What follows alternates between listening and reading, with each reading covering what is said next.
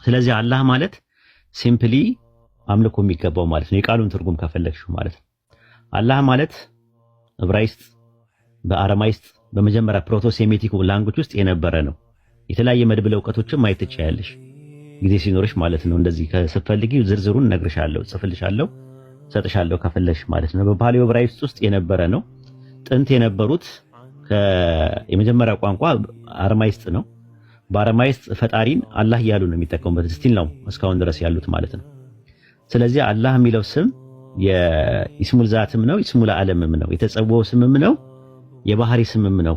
ለምሳሌ የአንቺ የተጸውዖ ስምሽ ማን ነው ስትባይ የቴቤጀን ልትባይ ትችላለሽ። የሆነች ሳራ ምናምን የሚባል ነገር ስም ሊኖርሽ ይችላል። የባህሪ ስምሽ ማን ነው ሲባል ሰው የሚባለውን ነገር ነው። የመጀመሪያ የኛ አባታችን ማን ይባላል ስሙ? የቴቤጀን አዳማው። አዳም ማለት የቃሉ ትርጉም ምንድነው?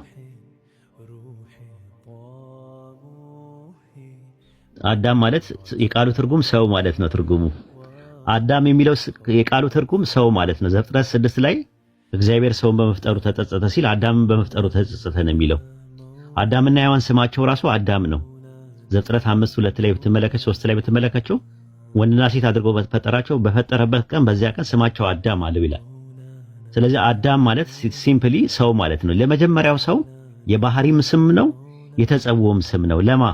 ለመጀመሪያው ሰው አዳም ለሚባለው ማለት ነው። ስለዚህ አዳም ማለት የተጸውዖ ስም ነው።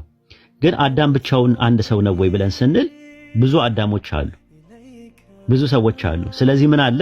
ላንቺ ለኔ የተጸውዖ ስም ያስፈልገናል። ላንቺ ለኔ አዳም የሚለው የባህሪ ስም ነው። ለመጀመሪያ ለአባታችን ግን የተጸውዖ ስም ነው። ስለዚህ የተጸውዖ ስም ላንቺ ምን ያስፈልጋል? ብዙ አዳሞች አሉ። አሁን ወደ አላህ ስንመጣ አላህ የሚለው ስም 2699 ጊዜ በቁርአን ውስጥ የመጣ ሲሆን አምልኮ የሚገባው ማለት ነው። አረቢክ እንግሊሽ ሌክሲከንም ማየት ትችያለሽ። በሱረቱ ጣሃ ምዕራፍ 20 ቁጥር 14 ላይ እኔ አላህ ነኝ ያለኔ አምላክ የለም አምልከኝ ይላል። አላህ የሚለውን ነው የሚጠቀመው ራሱ ማለት ነው። አሁን እንደዛ ከሆነ አምላካችን አላህ በፓሊዮ ዕብራይስጥ ውስጥ ከማሴሪት በፊት በነበረው በተቀመጠው ነገር ውስጥ በፓሊዮ ዕብራይስጥ ውስጥ አሌፍ ላሜድና ሃ የሚል ነገር አለ። አሌፍ ሲነበብ አ እንጂ ኤ ተብሎ አይነበብም። ላሜድ ሲነበብም ላ ተብሎ እንጂ ሎ ተብሎ አይነበብም። ሃ የሚለው ነገር ያው ሃ ሂ ሁ አኩዜቲቭ ኖሚኔቲቭ እና ጄኔቲቭ ሆኖ ሲመጣ ማለት ነው በዕብራይስጡ ሲነበብ ማለት ነው።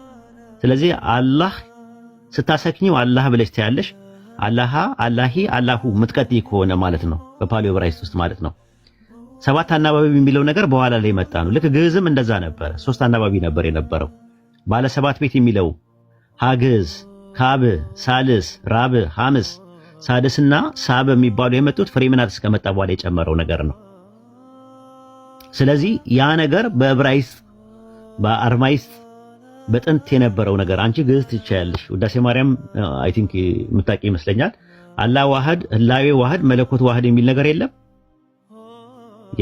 የሰኞ ውዳሴ ማርያም ላይ ታስታውሽም? ይሄን አላየሁም ግን አላህ ዋህድ፣ ህላዌ ዋህድ፣ መለኮት ዋህድ አማርኛው ላይ የለም።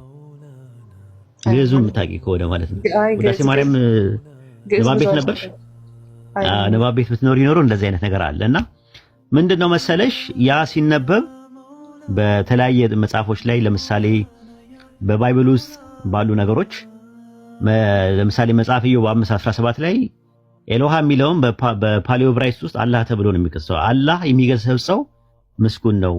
ስለዚህ ሁሉ የሚችል የአምላክ ተግሳጽ አትናቅ ይላል። መዝሙረ ዳዊት ምዕራፍ 139 ቁጥር 19 ላይ አላህ ሆይ ያ አላህ አንተ ኃጢአተኞችን የምትገድል ከሆንክ የደም ሰዎች ከኔ ፈቀቅ ይበሉ እያለ ይናገራል። ስለዚህ የተለያየ መድብለ ዕውቀቶች ምን አሉ ነው የሃይማኖት መድብለ ዕውቀት የሚባለው ኢንሳይክሎፒዲያ ኦፍ ኖሌጅ የሚባለው ኢንሳይክሎፒዲያ ኦፍ ሪሊጅን የሚባለው መጽሐፍ ላይ ዘ ኦሪጂን ኦፍ አላህ ኢዝ ፋውንድ ኢን ኤ ሩት ኮመን ቱ ቫሪየስ ኤንሸንት ሴሜቲክ ላንጉጅ ይላል። በተለያየ ሴሜቲክ ላንጉጅ ውስጥ ነበረ አላህ የሚለው ስም ይላል። የክርስትና መድብለ ዕውቀት የሚባለው ኢንሳይክሎፒዲያ ኦፍ ክርስቲያኒቲ በ2001 ላይ የተጻፈው ቢፎር ቁርአን ከመውረዱ በፊት አረቢክ ስፒኪንግ ክርስቲያን ኤንድ ጁ ክርስቲያኖችና አይሁዶች ኦልሶ ሪፈሪንግ ቱ ዘ ሱፕሪም ጋድ አዝ አላህ ለታላቁ አምላክ ይጠቀሙበት ነበር ይላል። የኢንሳይክሎፒዲያ ኦፍ ኢስላም በ1913 ላይ የተዘጋጀው ሊበራል ስኮላሮች ናቸው ያዘጋጀው። ቢፎር ፕሮፌት መሐመድ ከነብዩ መሐመድ በፊት አረቢያን was worshiping supreme god who is Allah ሱፕሪም ጋድን የፈጠራቸውን አላህ ብለው ይሉት ነበራል። ይሄ መለኮታዊ ቅሪት ውስጥ ነው ያለው ማለት ነውና ሲምፕሊ አላህ ማለት አምልኮ የሚገባው ነው፣ የተጸውዖ ስም ነው፣ ሌላ ነገር የለም፣ የባህሪ ስምም ነው።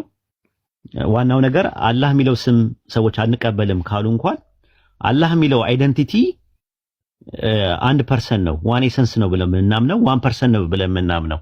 አይሁዶች ይሄንን ነገር ይቀበሉት ነበር ወይ ነው ጥያቄ። አይሁዶች እንዴት ነው እኛን የሚከተሉት የሚሉት? እኛ የምናመልከው የአብርሃምን አምላክ ነው የሚያመልኩት ብለው ነው አይሁዶች የሚቀበሉት። የሚገርምሽ የአይሁዶች ማለት ነው አይሁዶች እኛን የሚሉት የአብርሃምን አምላክ ነው የሚያመልኩት።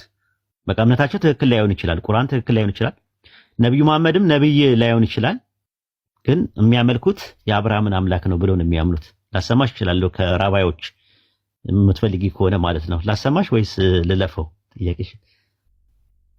ለዛሬ ይለፈኝና እንደዚህ ልስማ። እንደዛ አለ ራባዮች እኔ ጋር ግቢና እንትን በይው ፖስትቸዋለሁ እኔ ቤት ውስጥ ራባዮች እንደዛ ነው። አላህ እንትን ነው። አይሁዶች የጸሎት ሰዓት ቢደርስባቸው መስጊድ ገብተው እንዲጸልዩ ይፈቀዳል በእምነታቸው። አንድ ሙስሊም ምኩራብ ገብቶ የ30 ሰዓት ደርሶት ቢሰግድ ይፈቀዳል። አንድ ክርስቲያን ግን እንደዛ አይደለም። አንድ ክርስቲያን እንትን በሚልበት ሰዓት ላይ አንድ ክርስቲያን ቤተክርስቲያን ምኩራብ ቤት ውስጥ መጥቶ ገብቶ ምኩራብ ቤት ውስጥ ተሳስቶ ቢገባ አንድ ክርስቲያን ምኩራቡ ከእንደገና ይቀባል። ከእንደገና ይቀባል ምኩራቡ ማለት ነው። ከእንደገና ይቀባል ረክሷል ተብሎ ማለት ነው። አንድ አይሁዳዊም ቤተክርስቲያን ውስጥ ሄዶ ቢጸልይ ረክሳል ተብሎ ከእንደገና ሻማን ይደግማል። ሻማን ማለት ሽማ እስራኤሉ ያህዌ ለጋይኑ ያህዌ ካድ የሚለው ዘዳግም 6:4 ላይ ከእንደገና እንዲል ይደረጋል። ሻሃዳ ይዛል ከእንደገና። ከዚህ አንፃር ነው እንትን ያለው ማለት ነው። ይሄ እንግዲህ የመጀመሪያው ጥያቄሽ ምናልባት እንትን ካላለ በጥያቄ መልስ ላይ እክል ካጋጠመሽ ዳጎስ ያለ መልስ ሰጣለሁ። የምጠይቀው ጥያቄ ካለ እዚህ ላይ ያልገባሽ ነገር ካለ የሚወራራ ነገር